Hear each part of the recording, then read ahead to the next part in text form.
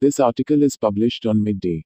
The completion of the much-anticipated Ghatkopar-Mankhurd link road flyover, Gmlr, is likely to take some more time. The reason: the time and cost of construction are going to increase, yet again. The flyover was supposed to be completed by July 2019 at the cost of 576 crore rupees. However, as per the new BMC proposal, the cost has escalated to 714 crore rupees owing to plans to increase the flyover's length.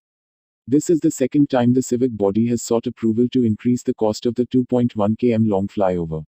In December 2016, the BMC had invited tenders for the flyover with the estimated cost of 313 crore rupees.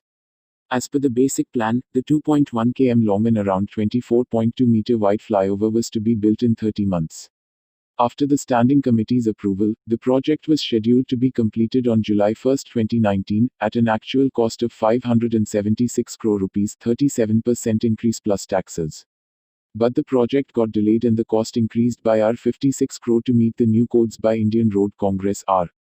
However, the BMC has again sought approval to increase the cost. As per the new proposal which will be tabled on Friday, the BMC will increase the length of the bridge by joining it with a subway elevation.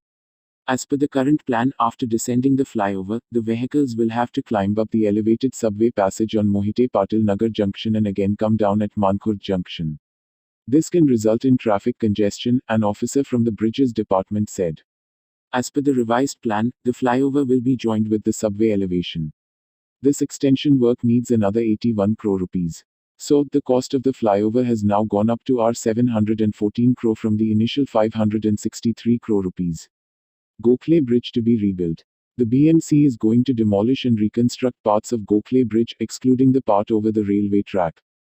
The cost of the project is 138 crore rupees and the proposal will be discussed in the Standing Committee meeting on Friday.